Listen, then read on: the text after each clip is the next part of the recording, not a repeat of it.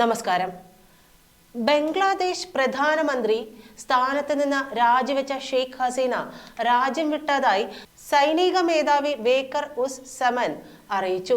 ഇടക്കാല സർക്കാർ രൂപീകരിക്കുമെന്നും അദ്ദേഹം വ്യക്തമാക്കി കഴിഞ്ഞു.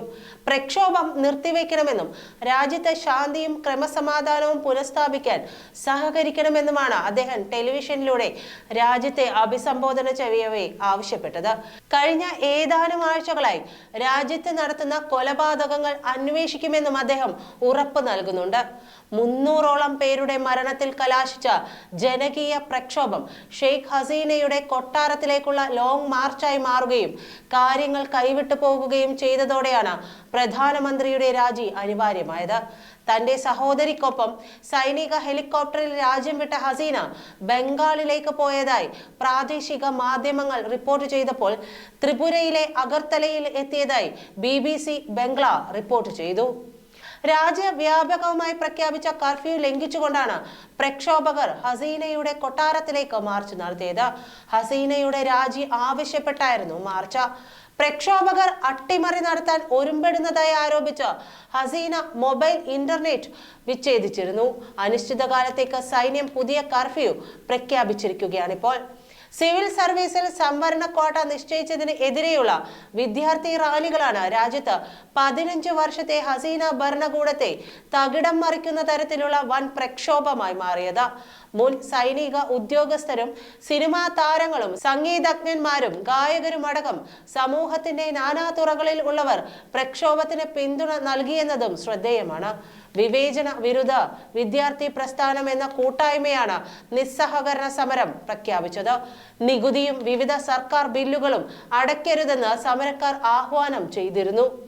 സമരത്തിൽ അണിചേരാൻ സർക്കാർ സ്വകാര്യ ജീവനക്കാരെയും ആഹ്വാനം ചെയ്തതോടെ ഓഫീസുകളുടെ പ്രവർത്തനം സ്തംഭിച്ചു.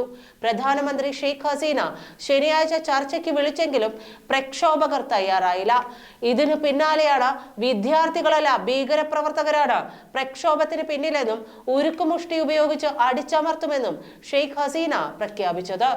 രാജ്യത്തെ ശിഥിലമാക്കാൻ ശ്രമിക്കുന്ന ഭീകരരെ അടിച്ചമർത്താൻ ജനങ്ങളോട് ഹസീന ആവശ്യപ്പെട്ടതിന് പിന്നാലെയാണ് അവാമി ലീഗ് പാർട്ടി പ്രവർത്തകർ രംഗത്തിറങ്ങിയത്. ഇത് സാഹചര്യങ്ങൾ കൂടുതൽ വഷളാക്കി.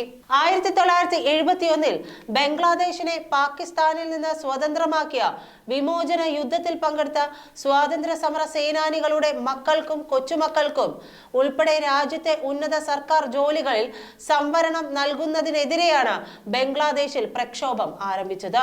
ഇത് പിന്നീട് സർക്കാരിനെതിരായ പ്രക്ഷോഭമായി മാറി. ഏറ്റവും ഒടുവിൽ ബംഗ്ലാദേശ് സ്ഥാപകനും ഷെയ്ഖ് ഹസീനയുടെ പിതാവുമായ മുജീബുർ റഹ്മാന്റെ പ്രതിമ പ്രക്ഷോഭകാരികൾ വികൃതമാക്കിയതായും റിപ്പോർട്ടുകളുണ്ട്.